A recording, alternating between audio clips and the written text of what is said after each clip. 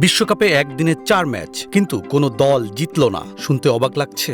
আরও অবাক করা তথ্য হলো, এমন ঘটনা সর্বশেষ ঘটেছিল ঠিক 68 বছর আগে। আর সবচেয়ে বড় কাকতালীয় ব্যাপার কি জানেন? সেই দিনটিও ছিল 15ই জুন, আর এবারও 15ই জুন। তাহলে কি বিশ্বকাপ ইতিহাস নিজেকেই পুনরাবৃত্তি করল? ফুটবলে পরিসংখ্যানের ভাণ্ডার বিশাল, কিন্তু কিছু ঘটনা এতটাই বিরল যে ইতিহাসের পাতায় আলাদা করে জায়গা করে নেয়। 2026 বিশ্বকাপে গত 15ই জুন ঠিক তেমনই একটি দিন, 4টি ম্যাচ, 4টি ড্র। ফিফা বিশ্বকাপের ইতিহাসে মাত্র দ্বিতীয়বার দেখা গেল এমন দৃশ্য।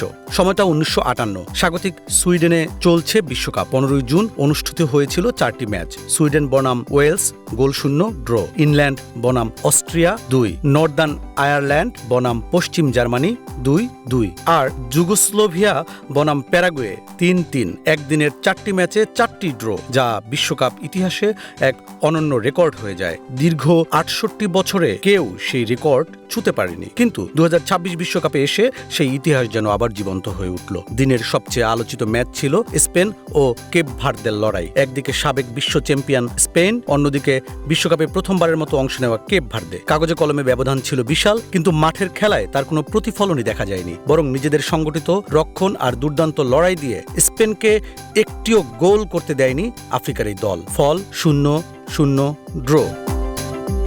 বেলজিয়ামের বিপক্ষে মাত্র 20 মিনিটই এগিয়ে যায় মিশর। তখন মনে হচ্ছিল বড় কোনো অঘটনের জন্ম হতে যাচ্ছে, কিন্তু ভাগ্য যেন তাদের পক্ষে ছিল না। 66 মিনিটে আত্মঘাতী গোল করে বসে মিশর, আর তাতেই ম্যাচ শেষ হয় 1-1 সমতায়।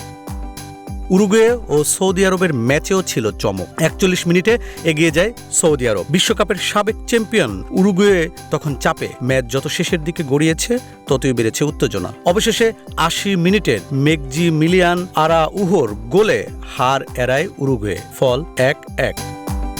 দিনের সবচেয়ে নাটকীয় ম্যাচ হয় ইরান ও নিউজিল্যান্ডের মধ্যে। র্যাঙ্কিংয়ে অনেক এগিয়ে থাকা ইরান দুবার পিছিয়ে পড়ে, কিন্তু প্রতিবারই তারা ফিরে আসে ম্যাচে।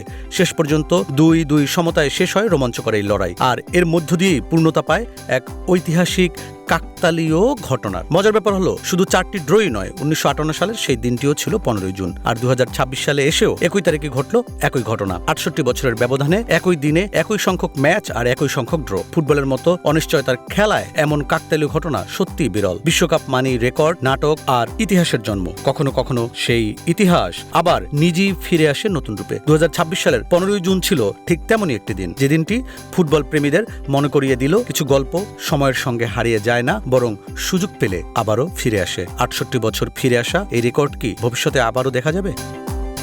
সেটার উত্তর সময়ই বলে দেবে।